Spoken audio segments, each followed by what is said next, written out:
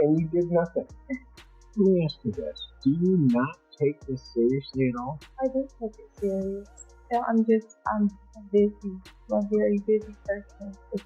It's kind of inconvenient for all. This is all inconvenient. She's too busy and it's inconvenient.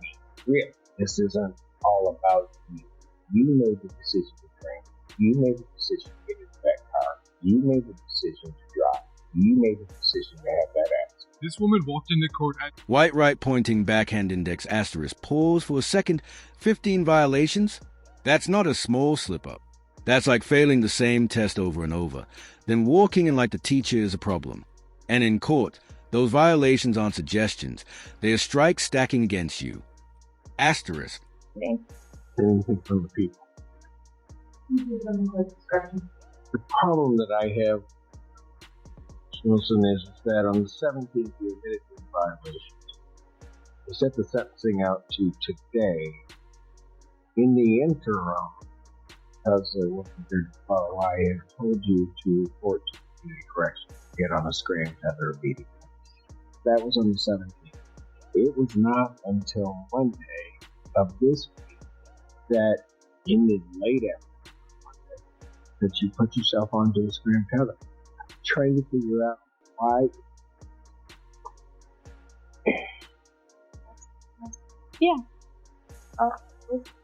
I work both. What'd you say? I work Thursday and Friday, and yeah, I have my kid up until I go to work.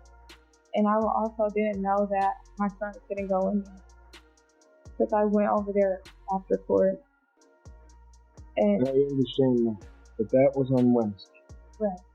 And then I worked Thursday and Friday. They weren't open for weekend. Did you work Monday? No. Then why did it take you till 3:50 on Monday to get there? I get off to his dad. Or he can come get it too. That's why. So she usually starts work at 3 p.m. until 11:30, and that's whenever the father of the child takes to the child. Before then, she is usually watching the child.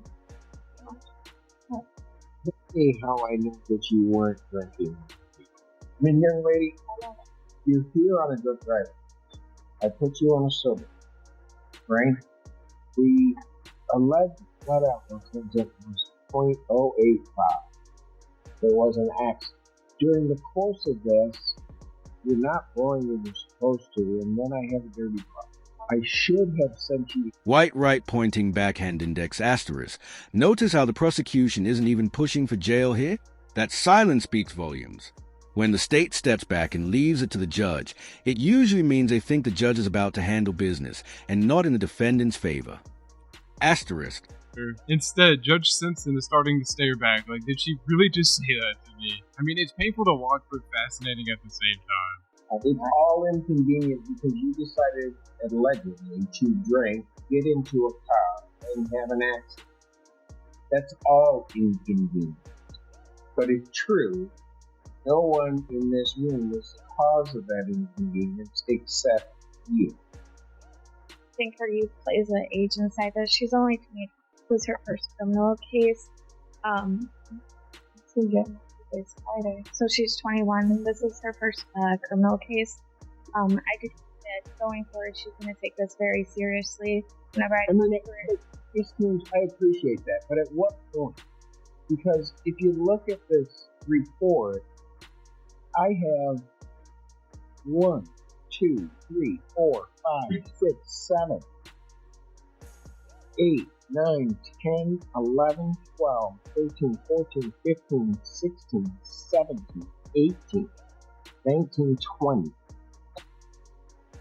21, well, let's say 20 violations of basically, well, it's just not quite that many. It's about 15 violations of the program itself in terms of when she was supposed to blow. Then, on the next one, she drank. And even after that, that was on April 5th, by the time we get the report, she reports back to court, I have on April 6th. She didn't test during the time. On the 7th, she didn't do any tests. On the 8th, she didn't do any tests. On the 10th, she did not test between 7 and 10 as scheduled. On the 12th, she didn't test on 2 occasions for her testing that day between 7 and 10 a.m. and 2 to 5 p.m. She didn't test as scheduled.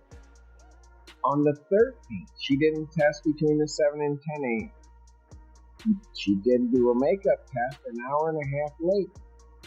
On the 13th, she didn't test between 10 and 1 a.m. as scheduled. She tested at basically 2 o'clock in the morning on the 14th. She was negative. On the 14th, she then, on that day, still didn't test between 7 and 10 as she was required to do. And then, basically 40 minutes later, after the testing window, she tested.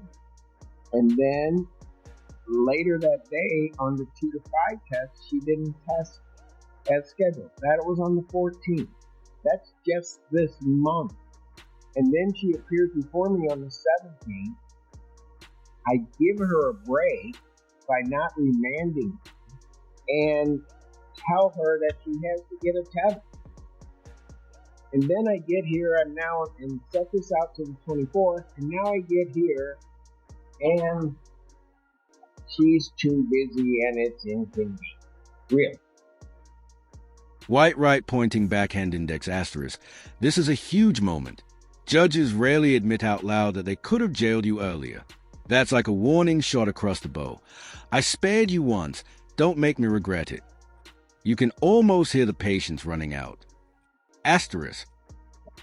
This case is a perfect reminder that court isn't really about the drama we see in the room. It's about whether the system thinks you can be trusted on the outside. I mean, we all know judges don't enjoy throwing people in jail, but when you push them into a corner like this, they'll always side with public safety. So, what a lot of people don't realize is jail time isn't just about punishment, it's leverage, because once you sit even a few days, the court knows you'll think twice. And honestly, the ripple effects go way beyond the bars. A single violation can mean losing your license, missing work, or even getting locked out of an apartment application years later. That's the part most people don't see, how a small mistake like this inside of the courtroom multiplies into real life setbacks. I mean, Judge Simpson didn't even explode here. He didn't really lecture her either. He just handed out a decision that carried weight. And that quiet authority is something scarier than yelling. It kind of just shows the law. It kind of just shows that the law doesn't need volume to get to the point.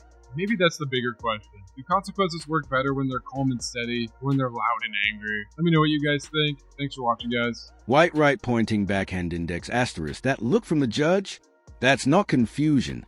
That's calculation. He's weighing whether he can still trust her. And once a judge doubts your honesty, it's nearly impossible to earn that back. This is a danger zone. Asterisk.